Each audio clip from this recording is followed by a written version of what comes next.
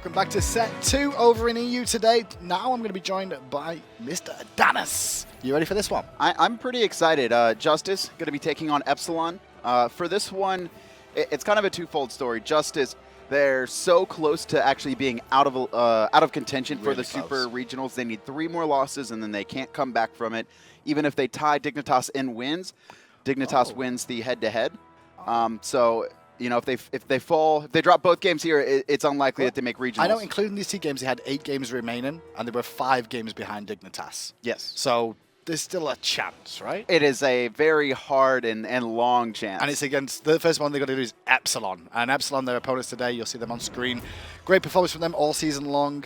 Top of Europe, not a surprise there. 21-1, only dropping that 1 game to Fnatic all season long. 2-0 here against JusTus confirms Epsilon as first seed for Europe going into Super Regionals. Yep, they only need 2 games, and then it is impossible for Paradigm to match them, even if they win you should have told them that. In their direct head. You should have mentioned that to Epsilon, because next week we're going to see like AMC, you know, I asked them earlier in the week they played, and I actually asked them, and they said they might experiment a little bit. Not necessarily like trolling, but I think that's the time where you just play some compositions that, you know, you probably didn't want to risk running beforehand. Completely agree. JusTus, though, only finding 3 wins so far this season. Many roster changes. You can see that this is not the same roster that began the season for JusTus. Yeah, Sanjo going to be going to that jungle role. Xephyr has moved from jungle to solo. You know, Fexez has been here since the start. Same with Qiwen and VoteNBK. Those 3 players, they were there from week 1. Yeah.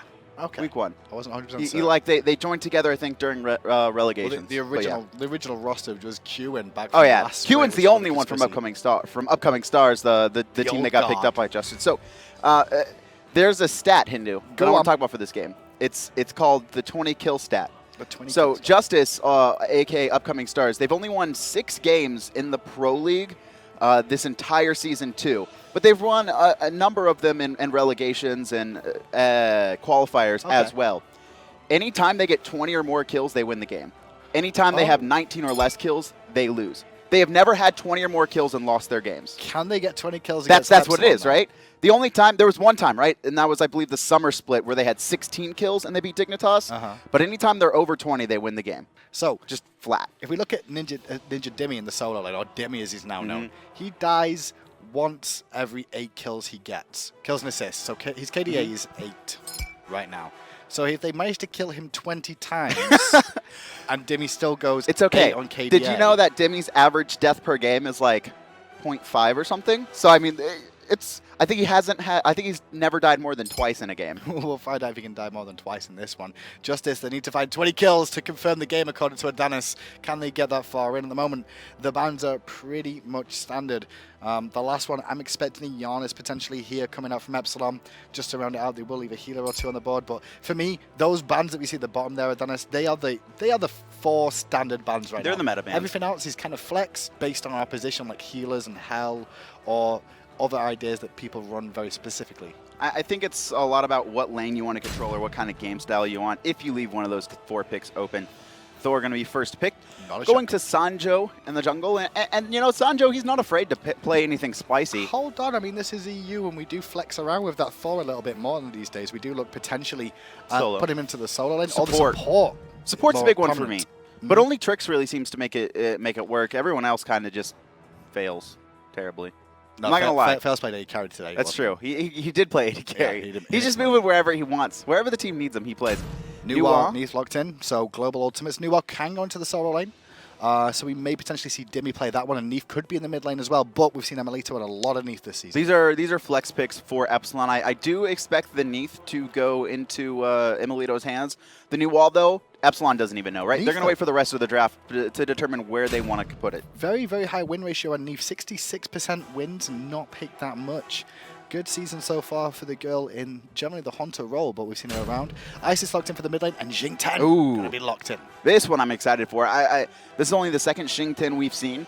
Dimi actually played it earlier this week. He was the first one we saw in solo. We didn't really get to see too much. I mean, it did a lot in team fights, but it was a very one-sided game. So we didn't really get to fully see how powerful it was. Now, though, I'm interested to see if this is a solo or a support. Okay, so what I've decided on Jig 10 as well is that when we see this god in action, what I'm looking for is an up, down, round and round. That's what I'm calling. The up, down, round, and round? The up, down, round and round. I was like trying to figure out what do we call his ultimate because it's Whirlwind of Rage and Steel. Because what he's going to knock him up and down, and then he hits the round and round. All right.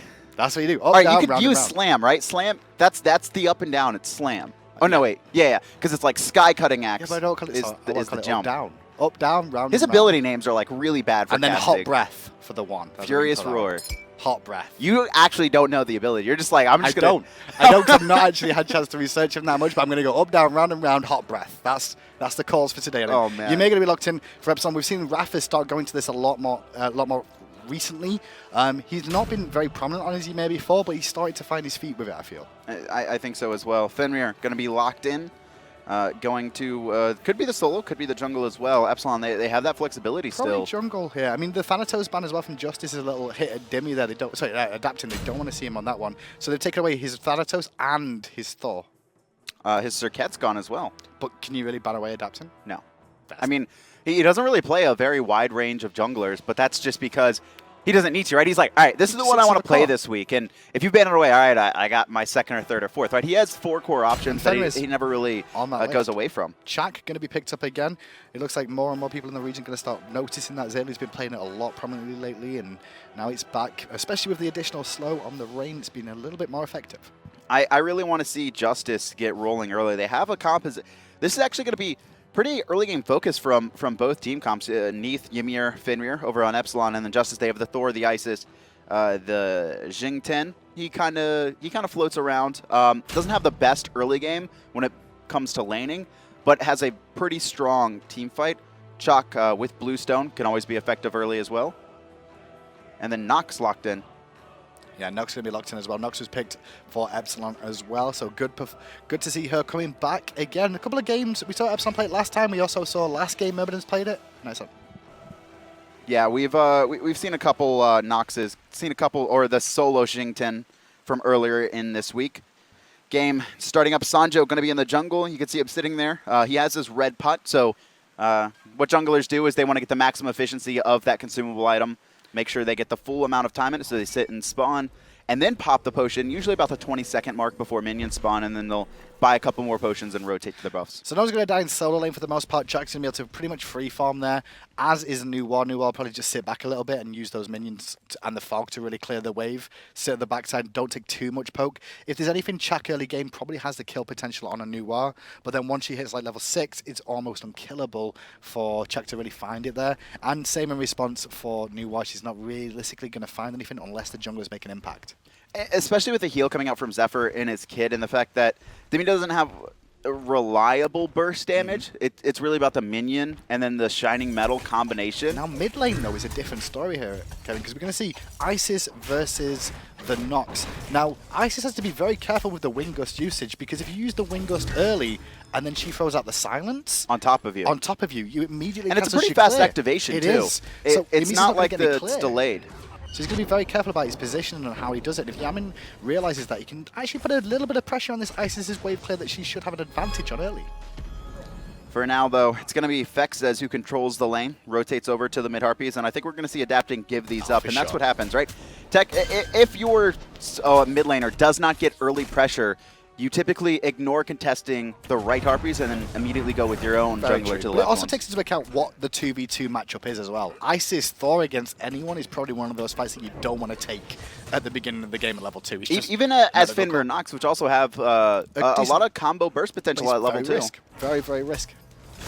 Dimi and Xephyr going to be battling against each other in the soul lane. I think Xephyr is allowed to play Chaac because his name starts with X. Okay, but good poke coming out from Dimi once again, that full minion wave. The time didn't do as much as he was hoping to clear that wave out, so he's eating a lot from the Archer, but plenty of health potion to sustain, and obviously the rain as well. You ignored it. It's at Kazalia. I was ignoring it. You're going to continue to ignore it? All right. But Xephyr, no, taking a lot of poke early on. He's going to have to get some healing done. And actually, the Rain Dance, the cooldown is incredibly large. I believe it's like 15 seconds, so not going to be able to sustain that frequently, and needs to be careful of the poke that Dimi's putting on. That's actually first blood. You saw Xephyr just get so poked out. He threw his axe into the wave, missed most of it, and then he kind of walked forward into the wave. Yeah. and he had no way to get out with his axe down. And I just mentioned that the Chaac versus, the new WoW matchup early, Chaac should be the one with the kill potential realistically, but he did manage to find his abilities correctly on the wave and took most of the poke that he didn't really need to. That just seems to be, Xephyr is still a little bit inexperienced with the solo lane role. He was a jungler and only recently switched over once Sanjo came off of the coaching sub role into the starting position. So Xephyr, a little bit of matchup. Well, he used to be a solo laner back there before he was jungle as well. Back in the old days, so he has got experience there. It's just not paid off for him. I guess new WoW, obviously one thing with a new WoW as well, you will be up in the minions, so you're going to take a little bit of poke from Shining Metal potentially and the fog too. As we check with the duo lane, we've watched it a couple of times. We've not mentioned it just yet in this matchup, and you can see exactly how this one's going to play out during the early game. Qiwen's not got the greatest of wave clears on Xing 10, and against a Neith Ymir who have outstanding wave clear, you can see the pressure they're able to put on that side of the map. Sanjo level 5, no wards for Epsilon in the Gold Fury area. Really funny actually, because time and time again Epsilon was pressuring that duo lane, pressuring that duo lane, pressuring that duo lane. Sanjo hits 5, they no longer pressure the duo lane all of a sudden. They were almost at the tower multiple times. I mean, they're going, look at this. They just cleared their back harpies, and then they're rotating back in lane, and Sanjo's just kind of sitting there. I don't even think he's getting, he might be getting wave experience. I think he's a little bit too far off. I think he'll get those melee minions there just about. He's just in range. I do like what JusTus is doing, though. They're actually freezing the wave, which is going to bait Epsilon back over here, and you can see this is a 3-on-2. They should know it's a bait, realistically. Here, Dimi trying to go in aggressively and keep him pinned off, but a good wall from IRaffer. He's going to stop the up and down coming out. That was a lot of wasted time now, and you can see adapting. He's taken this opportunity and rotated over onto Xephyr. There's the axe, and there's the teleport. Xephyr, I don't see him getting out of this one. He's dead. He has no beads. The position is fine. He's trying to hold on to his ult. Don't use his ult. You're dead anyway. Don't use your ult. That's a waste. That's a 90-second cooldown when you were going to die anyway. No one from his team was in the area. Adapting picks up that kill, and Xephyr, he's left himself open for 90 more seconds. It looked really strange from Xephyr there, but the reason he didn't ult straight away, which he could have done, is the moment he does that, Adapting's just going to put Ragnarok and bring him all the way back after the ultimate subsides. He's not going to get silenced out from that one. Good attempt from JusTus on this left-hand side, though, to put pressure on and try and steal away the purple, which they will do. Qiwen, it's a little bit of poke for that, but it was good play from JusTus to try and respond to the early aggression from Epsilon. Look at Yammyn rotating in, though. Sanjo as well. Sanjo has ult if he wants to use it to get out, but he actually might get comboed out. There's the silence. Nothing for Sanjo to do. One more hit. Yammyn secures that one. Dimi takes to the air, just trying to get some poke off onto Fexez and Qiwen. Way out of position there, has to use his flips to get away. Got to try and pick somebody up. Loop-de-loop, picks up 2, throws him with the hot breath. There's a circle of protection too. Qiwen falls down though to the root, and the damage from Adapting. Yammyn hitting all these roots, and they're not the easiest to connect. You can really tell that Yammyn, he's been practicing this god. Adapting will pick up Fexez in the mid lane, and that's, I believe, 3 dead over the course of that fight. 3 quick deaths and 5 always favor of Epsilon. Xephyr though looking to try and steal away this buff, but he's against Dimi. Look at that slow, so powerful. He's going to trade this one back a little bit though. Those clay minions are doing work for free. Now in a full minion wave, 2 is Xephyr, and Dimi's quite happy to continue fighting as now Adapting turns up with a brutalized Xephyr. Doesn't find the kill, ends up falling. That was incredibly risky from Xephyr. It just took a little bit too long, but Dimi hitting that clutch root is what locked Xephyr in place long enough. If he had his ult there, he would have been able to get out, though Adapting's rotation still might have picked him off, but like I said earlier, dropping that 90-second cooldown opens yourself up to be ganked again, and that's just what Adapting did, rotating over after Xephyr a little bit too greedy, looking to poke out Dimi. Although MBK is the only one not to die on the side of JusTus yet. You said the slash line was they have to get 20 kills. Well, they're already down 6 and haven't found one in response just yet. It's going to be a rough ass for them to get themselves back into this one so far because all their lanes are relatively losing pretty badly right now. I like what JusTus have been fighting, right? They're not just allowing Epsilon to run over them. The fights just aren't going their way. They're not getting the numbers. They're not having the positioning. But they're working as a team, which is a good look, right? Because it's much better than just being passive and allowing Epsilon to slowly gain a gold lead. Right now, they're only down about 1,500. They've stolen some buffs, even though they've died in these engagements and kept up relative and farm. Now VoteNBK, though, getting ganked, and no beads for him. He's going to fall. I think I jinxed him. No, I didn't. He might be able to get away. Archers, though, are doing work of the Unravel. We'll pick him up. I just jinxed him as well by saying he's the only one not to die, and then he gets ganked. Poor VoteNBK. Epsilon heard me. Caster curse. Caster curse. It's your fault. fault. Jungle Qiwen needs to be a little bit careful there, so flips away immediately from Adapting. And now with the support Fexez coming in there, they will use Sentry and clear out that ward that was there. Look at this rotation from IRaffer, though. This is not something you see typically. He's actually going underneath the red buff, spots out Sanjo, but I believe Sanjo saw him as well. Yeah, you can see IRaffer just getting I like that ward. Super deep wards for Epsilon. That super deep ward is because they've got a sentry at the left on Harpies as well, so why not put something deeper in here so they can see the rotation coming in early. Keep an eye that you want to try and track a Thor rotating around the jungle and keep VoteNBK is in the air. Looks like they're trying to kill Emilitoo. Sanjo, he's taken to the sky as well. Dimi trying to put some poke off. Sanjo, he stayed up there for a long time. Well, it looks like Emilitoo will fall, though. Fexez rotation picks it up. But here's the rest of Epsilon coming in, and JusTus, they might get dove. Response. Doesn't look like no, it. they won't get dove. There's a great response from JusTus there. Emilitoo was pushed up too far. A good rotation from JusTus punishes that.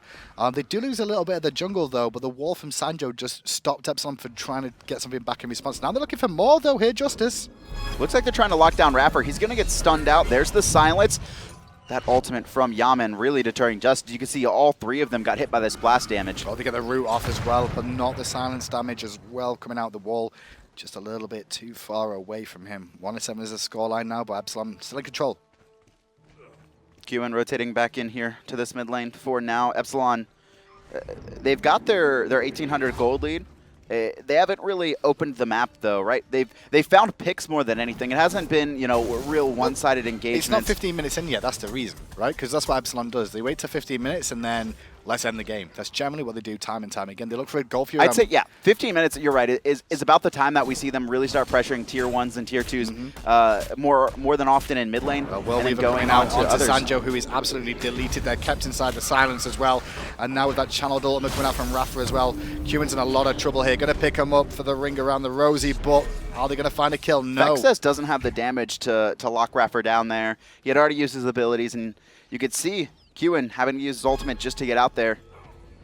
And Sanjo picked up level 9 right now to Adapting's 10. Not too far behind, but you know, a couple levels here and there on every single player. It's going to start adding up, especially once you hit level 13. Level 13 is actually a very important level because you get the 3rd rank into your ultimate.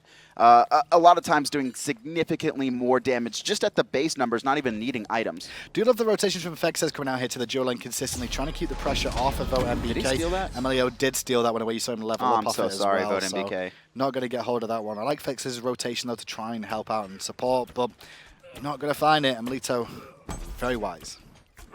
Ultimate coming off. Looks like Dimi just got a little bit dove, and Dimi, you can see how poked out he is, but with IRaffer rotating in, yeah. So he'll be safe for now. 3-man grouping from JusTus in the mid lane. They might try and make something happen. They might know that IRaffer has rotated over, but looks like they're just trying to split some camps and make sure that all their buffs are secured. Yeah, no blink on this Ymir, so he's going to relatively use those walls wisely to try and close the gap and the slows available to him. IRaffer stole the left-hand harpies. And now he stole the right-hand back harpies. He's just roaming around. Meanwhile, though, Xephyr in the jungle is under pressure here.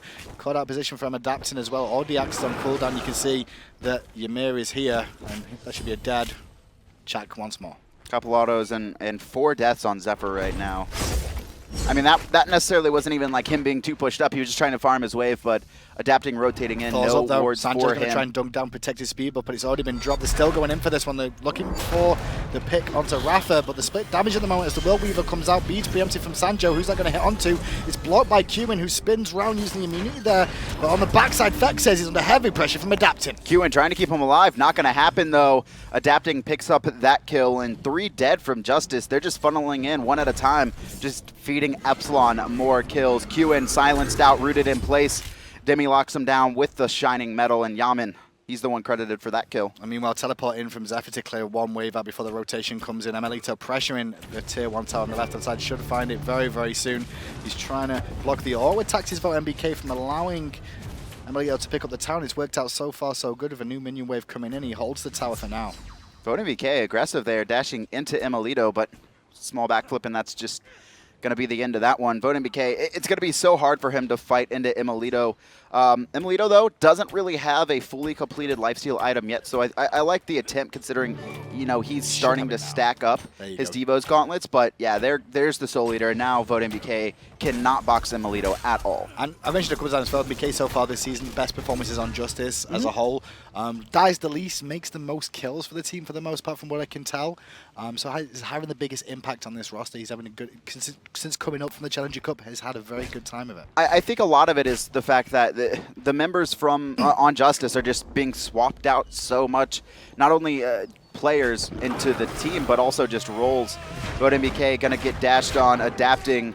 A couple more autos, then he thought we'll finish it. And no, he won't. Adapting's going to say, no, I'm not giving that over to you. It would have been dead without the jump, for sure. He made sure that he got that one. He's just trying to keep Emilitoo's player damage down, that's all. I mean, he's 7-0-4 right now. He's been a part of 11 of the 13 kills. Secured most of them himself. Sanjo Gold Fury being started up. Going to try and defend this one. Is he going to dunk it and find it? That's the question. He's in there. Gets a very good stun off. Gold Fury does some good damage. Not sure where the Gold Fury went to. The double tap does not connect. Is it still? Sanjo under a lot of pressure. Their circle protection will keep him alive. Good use of that from Fexez. They're not going to find a kill there. And the Gold Fury went in the way of actually JusTus. They did steal that away. Did they? Can we actually take a look at the graphs? Was it did. that far of a difference? Just It was. Yeah, so great job by Sanjo coming in and securing that one. He locked down individual play. Locked down 3 players, yeah. And that actually could have been a really good fight for JusTus, but the rest of his team was a little bit too far behind. Fexez not going to be able to get out of that ring. He's going to fall to IRaffer, who's slammed in place. Whirlwind coming through. Qiwen is just trying to 1v1 IRaffer right now, caught behind. I don't think the percentage health will be enough. One more tick. Some damage with those arches, but just barely.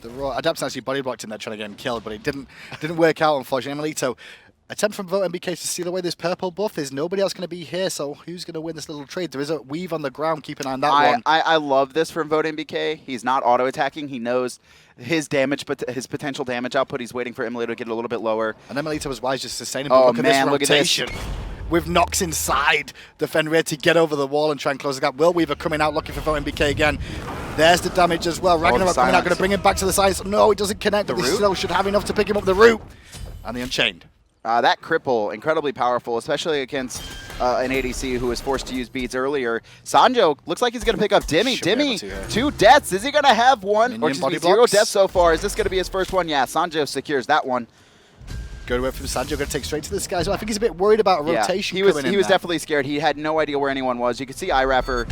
He's lurking there. He's looking for backup. That's all Raff is after. Where's his backup? He doesn't even want the enemy buffs. He's just like, I just want backup. Speed up, yeah. I want speed.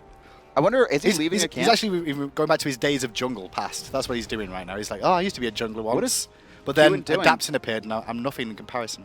Fexez rotating in as well. I don't think they're going to have the position for this. Yeah, Emilitoo, good job on him to juke out that spirit ball. But he has no mana, so he's going to be forced back for now. Spend a little bit of that gold. Play a little bit safe. Rafa happy. Happy days. I do love what we saw from Yammyn, though, combining with the Fenrir to use the ability to get over walls with jumping inside his teammate. It was very, very wise and useful. Looks like looking for the pick onto Chaac over on this side as the silence comes out as well. But Ragnarok proc to stop the silence being effective as Yammyn in mid lane does find Fexez, and the Axe Murderer falls down. Good job from Epsilon continuing to shut down Xephyr. Sanjo 0 and 5. That wall, fantastic. Rapper, he wants to steal that kill away from Adapting. I needed that speed buff because I wouldn't have got that wall in the right position. Look at this. Rapper is literally jungling again. Yeah. That's what he's doing right now. He's like, all right, I'm back in the jungle, boys. We made it. We made it. Mortality, it wasn't working out, but I can jungle for Epsilon. Well, he's getting better GPM these days as well, if you check those slash lines from when he used to jungle, so good times for him and the boys of Epsilon. 21-1 at the scoreline before this game even began in terms of their win-loss ratio. Well, it looks like 22-1 right now after game 1 because JusTus have a long way back in. You said they have to find 20 kills to win a game. Yeah, 18 more. 18 more to go. If they can find 18 kills, they're going to win this game for sure. You guarantee me that. Don't let me down. I don't know if it's going to happen, though, in this one. 15 minutes in, they're just so far behind. Can we actually take a look at the graphs? I'm mostly looking at the experience here, and it's 14,000. Just look at the level difference. Dimi has 2 levels. Sanjo's down 3. Fexez having a good down game, 4. Sanjo is having a good game. He's trying to make as much happen for his team as possible at the moment. He's the only one credited with kills. I mean, 1-4 and 1 been involved. He had the Gold Fury steal as well. Gold Fury steal as well. He's making an impact for the team, but he's just not enough against his Epsilon lineup right now. It just seems like JusTus is always like half a step behind whatever Epsilon is doing. So they come crashing in, or each of their players are on just a different page, right? One player will go in, and the other player's like, are we fighting? Okay, then he goes in, and it's never in time. VoteNBK. Guess it's how he gets out of trouble. Meanwhile, in mid lane, Qiwen picks up 2, but gets annihilated by the ultimate coming out from Yammyn. Raff in a bit of a bad spot thanks to that wall. Actually, ults just out of tower range there for some extra defenses, but Chaac is here. Thor's in the sky as well. They should find the pick on Raffer here. Dunk at the backside to keep Yammyn pinned. Raffer finally falls down, and there's not a whole lot they can do as Fenrir finally turns up. And now Xephyr, he has no beads. He actually has no actives outside of teleport. Adapting, he's going to secure that kill. Jump over the wall. He's looking for Fexez. Dimi's ult coming through. It's not going to be enough damage, but it should get him low enough for Adapting to find the last tick. What did I say? 15 minutes. Kevin, they group up, they get a tier 1 tower, they're pressuring a tier 2.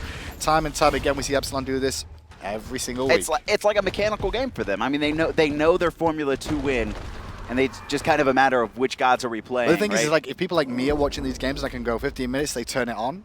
Other teams around the world will be doing the same thing. I would expect people. I expect people to be watching all these games and really nailing down, because if you're at that top side of the bracket, you're facing off against Epsilon, almost guaranteed. You know, they still have to win both games, but I mean, I'm assuming Epsilon is at least going to win this one. It's a pretty far off notion to say that JusTus will find the win here. Not going to be contested this time by JusTus. No steal from Sanjo, so Gofury goes over to Epsilon.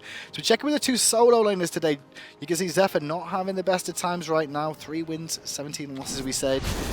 Damage, not too bad. A lot lower, though, than the KDA. These are also Dimi. A lot of these stats for Xephyr are jungle. He's played in every single match that JusTus has had this split, but a majority of them are from the jungle. I believe it was like week 7 or week 6 that he switched. It was only recently, so he only has a couple games with the solo laner. Just trying his best to really maintain his new role, but he hasn't had a good look. He lost first blood in a 1v1 to Dimi. I'll talk about Dimi. He's now rotating into support IRaffer a little bit. The fog's out. Xephyr not aware of the situation just yet. He's not really too worried, though, with the support of Fexez and Qiwen there. They're going to pick up IRaffer and fling it back into a bad spot. Circle of protection comes out. Fire Giant was actually aggroed there as well, which I don't think the plan was, but adapting, combining with Dimi and the fire shards to pick up 1, and they pull Qiwen into a bad spot too, but adapting presence of mind to jump over for Sanjo. Dimi going to be chasing 1. Xephyr teleporting over the wall, but Emilitoo was waiting for him. He finds that kill. 3 dead on the side of JusTus. Qiwen on no mana. VoteNBK on no mana. They're going to have to take trips back to the base as Epsilon steals the speed buff away from Sanjo for, I believe, like the 3rd or 4th time this match. I mean, they are not allowing JusTus to even farm their back harpies. That's how dominant Epsilon is right now. Fire Giant is a potential on the board there. We do have a little bit of a pause coming out. Dimi have a few connection issues there, but still involved in the team fight. And you saw his slashdown in that solo lane. Great performance from all of Epsilon all season long. What are teams going to have to do coming to the LAN to contest against this team? LAN is always different. I believe it actually, you always see like I don't want to say a closing of skill gaps, but when you're at the top like Epsilon is, it's very hard to stay at the top or push yourself above your current skill level. You know, Fnatic, you could see their recent improvements, a lot of it coming from playing Epsilon now every single day. You take a look, Season 1, Cog Red, Cog Prime, they were the same thing. Cog Red couldn't win a single thing. They were 4th seed, a lot of times dropping before they even made it into the semifinal stage during the weekly tournaments, and then they get picked up by the Cog organization. They start scribbing the best team in the world at the time, Cognitive Prime, and then they kind of just slowly became better and better and eventually surpassed them, starting with the SPL kickoff LAN. I mean, at LAN, teams play better. And there's only been, I believe, 1 tournament in Smite's history that a 1st seed has won. Well, aggression in the jungle from Epsilon. They're looking for the pick on Fexez. That wall will pin him into an awkward spot. Circle of protection will buy him a second, but silence, I kill you, says Yammyn, and he picks up the kill. IRaffer chasing down Qiwen in the jungle. He's going to be stunned out, adapting, just trying to counter a ward. Doesn't even seem to care about it. Jump, going to be stunning Qiwen in place. Beads are used, trying to get out. Adapting, going to pick him up, drop him in a silence. Dimi secures that kill, and Epsilon just kind of rolling this one. It looks like it now. They're going to just pressure the tier 1, 2 tower on the right-hand side there. Sanjo can't really defend against 3 and adapting. Quite happy to tank that one up with a Mail of Renewal online for himself. He's quite tanky to hold it for a few seconds. But with Xephyr coming in, has to be a little bit careful. Clay minions will help out a little bit. Tier 2 tower should fall any second there. With Xephyr, he walks a little bit too far forward, and the fog will bring him down. I've seen that a lot. JusTus not respecting the damage that I think Epsilon could put out on them. VoteNBK boxing Emilitoo. He's 3 levels down, and he actually might win this fight. 1 more auto. Oh, he's taking to the sky. Emilitoo will be able to heal off that weave if he chooses. VoteNBK coming down, but IRaffer is here. IRaffer, I think, should have just let that 1v1 play out, personally. I think that was Emilitoo not respecting VoteNBK as much as he should have done, because he lost that trade pretty hard. His teammates came to the rescue in the end, and Sanjo, well, he tried to come to the rescue of his fallen comrade, but it doesn't work out. Now Qiwen's got to run for his life there, away from the team of Epsilon, who's the body, bring down the tier 2 tower. Where they're going to head next? Well, Gofury is up a little while, but the Fire Giant's also an option. Dual lane from Epsilon going to be backing, so more than likely going to head to the Fire Giant afterwards. You could see Yammyn already making his way there, and Yammyn, you know, we haven't really talked about the Nox too much, but he's had a great game. The biggest problem, or not the biggest problem with Nox, but the hardest thing about playing Nox is actually hitting that root. It is not the easiest ability to hit, and it's an integral part of her kit to where she's kind of just a sitting duck if she doesn't secure her combo. So all props to Yammyn. You could tell he's been putting in a lot of practice with the god. A lot of practice with it. And it's one of these things that we were mentioning about Epsilon potentially experimenting a little bit with compositions that could be used later on down the line. Make it look, everything look like a flex pick for them as well. So trying to mix it up, maybe run the Nox in the solo lane next time and new Ymir. Just keep switching up the roster so nobody really has an idea about what their full strategy will be in the game against them. Epsilon continuing to steal buffs away from JusTus. It doesn't look like they want to start up the Fire Giant yet, though. Just trying to look for these picks. You could always, there's always the potential to throw, so it's a little bit risky for them. They're only 16 kills away, JusTus. Remember that. You said That's true. this. 16 kills, they've still got an opportunity. One deicide, the Fire Giant, this could swing the game still. And then, you know, another deicide, and then a third deicide, and then you get a kill, and then you win. Well, Fire Giant, mentioning that, has been started already. And alone, one man is defending at the moment, but now the reinforcements are here. Xephyr tries to get in for the steal with the ultimate, but he's already down. Qiwen on the backside, alone, now isolated away from the team. Does get his ultimate off, but he gets flung into an awkward spot, and the pressure's all on Qiwen. He will fall down first of all, and immediately deleted Sanjo as he landed into an awful world of hurt. That was a fight that, you know, JusTus doing a good job of taking on, but I mean, it's just not going to be enough. All 5 members locked it down. No towers up. It was the one chance, right? They get the Fire. You got to all in at some point, and it's almost better to all in once the enemy team has taken enough poke from Fire Giant, because realistically, your Phoenix is not going to be doing that much damage at this point in the game. And you know, trying to fight under Phoenix, we just see it fail so many times.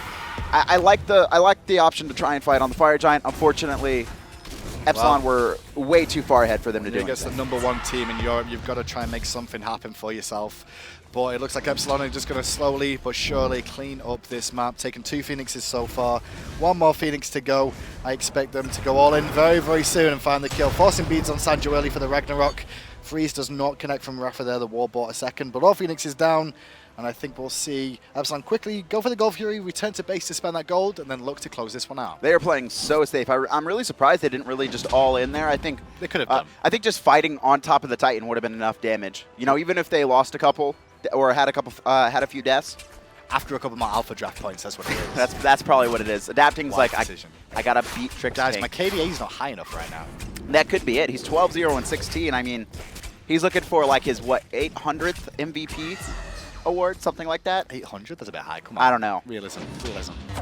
All right, how many weeks is it? 8 weeks? So he's looking for, like, honestly, I think it's his 4th. I think Adapting has been MVP 3 weeks. He's had a few. I know Yammyn's been MVP as well. Oh gosh, Sanjo has to use the element defensively to get away from the squad who was chasing him down. Will Weaver still being channeled on him too. That's a lot of damage for a late game Neith ult. That is a lot. I mean, Sanjo right now, level 15 at 25 minutes. Just doesn't have the health. And he's got no defensive items either. Typically, in that slot after Jotuns, you will see players go into a Mail of Renewal or something, but it's understandable that Sanjo's kind of like, I need the damage. You see Emilitoo's build, by the way, Frostbound Hammer, and he's also working on that Hasten Fatalis again by the looks of it. We actually have seen Frostbound start to have a little bit of rise. We saw it first, I believe, at COG Invitational, where it was picked up frequently by Barracuda, and I believe Zapman as well. So it's nothing to scoff at. Well, IRaffer doesn't find the freeze, takes a little bit of poke damage back from the boys of JusTus, but it's not enough to really kill him yet. Fire Giant buff should regen him a little bit more. Flips used by Qiwen there as the fire minions pouring in from all directions. Emilitoo off in the dual lane, farming away, looking for that Hasten Fatalis as the rest of Epsilon pressure mid. Axe over the wall, Xephyr trying to put out as much poke as he can, but here are the fire minions and 4 members of Epsilon. Emilitoo pushing up a wave of his own over on the left-hand side. Sanjo takes to the sky. He's looking to lock down someone. It's going to be Adapting, pulling Fexez to the back of the team fight. He's taken out. Sanjo trying to defend. Dimi eliminates VoteNBK, and this is going to be game. Titan, 4,000 health, now at 2,000. And Epsilon, they go up 1-0. They need one more game to secure first seed for Europe, excuse me, in the There's Super completely Regionals. no way another team could catch them. No, they will. At all. Paradigm, even if they won every single one of their final games and Epsilon lost the rest, they would be 1 win short if Epsilon wins both of these. So Epsilon's last game against JusTus coming up next. If they can win that, they'll find it. Let's have a little look back at that game, though, and talk through exactly what went on, because right from the outset, Epsilon went off as we kind of expect them to. Xephyr got bullied really hard.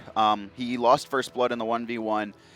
some matchup knowledge that he's clearly, or at the very least, it looked like he wasn't familiar with. Chaac should be okay in that lane in the early game. He like threw his. I remember specifically because we took the camera away and I was like, wow, I'm pretty sure Dimi like has kill potential here. And then we saw it happen right after that. He threw his axe. He was level 3. He had 2 points in it, 1 point in his heal. The axe, he poked Dimi with it, but it didn't do that much damage, and he missed most of the wave. Dimi was finishing off the wave, and then he kind of was walking back into the archers. So I'm assuming what happened is Dimi hit the root, and then he just comboed him, because he was at like 30%. Zephyr really fell behind, like 0-5 at one point in that game. Looked for a blue buff steal that didn't work out for him, got rotated on as well. It looked like he was trying to, I think he was trying to kill Dimi. I don't think he was trying to steal. It looked like he was trying to position for the blue. But let's look at the top performance first of all. Should we go at the bottom? It's all going to be Epsilon. Is that the highest point value we've seen? Wow. Cyclone Spin had a 70+ point I think it was when he played Thanatos. He was like 79. It was 79. All right, so adapting, falling a little bit short there. Maybe that's what he was going for. Maybe he was going for the 80, the illicit 80 number or 80 point that we haven't really seen coming out from anyone so far. Dimi up there as well. Yammyn, IRaffer, and then Emilitoo, all players above 40 points. So a lot of kills shared across the board there. A lot of kills shared across the board, but Dimi, he secured first blood all on his lonesome over in the solo lane. Okay, I want to see this, right? Yeah, so the axe is down. Yeah, he got rooted and then comboed. He just didn't respect. There was a full wave. He was inside of a full wave. Clay minions there as well. Player of the game, I'm guessing, was probably adapting or Dimi. I'm going to go with adapting. Chaac. Oh, hey, look, adapting. 12, 0, and 18. Didn't have a single death. Did he build? What was this item after Jotun's? At the moment, he's the best player in EU. He's the best player, debatably, in the world, right? For me, I'm looking at Cyclone Spin versus adapting. And Cyclone Spin, he's not as dominant as I believe he has been in the past couple splits. Different roles is one that you got to take into account there as well. But I think if we put adapting up against Cyclone, adapting will win that. I'm not if adapting's in the solo lane. Oh, it's going to be interesting, right? I really want to see Envy versus Epsilon at some point. To be fair, I think as it stands right now, Dimi versus Cyclone is probably going to be the match of worlds that I can't wait to see. The worst part is they're not in the same roles. They're just, it's so unfortunate. I said Dimi versus Cyclone would be great. Oh yeah, that'll be great too. That'd be a fantastic matchup. Dimi's arguably the best soul winner in Europe as well. Right now, yeah. And Xaylia, probably the other name that I'm looking at for best soul winner in Europe. Yeah, but those matchups versus Cyclone should be good if we could see these teams either face off in the wild card at regionals or at Worlds. We saw Adapt's performance here on the Fenrir. They banned him out for the most part, taking away his junglers if they could. And he still performed great on Fenrir anyway. Look, I love the presence of mind to realize to leap over the wall just to secure the kill on Sanjo as well. Really worked hard for those kills, including that Will Weaver that was coming that was going to kill VoteNBK anyway. He was like, no, taking it. Jumped in place. Yeah, he did great. Guys, for those of you who are planning to come to the Smite World Championships, there's also going to be the Xbox World Championships there as well, and you can secure your spot with the ESL Xbox League. Now, they start tomorrow for all those fans at home. Open bracket format is what's going to happen. It gets you a qualification for the LAN in November, and if you get to that LAN in November, one of those teams will make it all the way to Worlds. So make sure you check out the information there. Starts tomorrow, so all you Xbox guys out there, get on that one quickly. So good luck with that.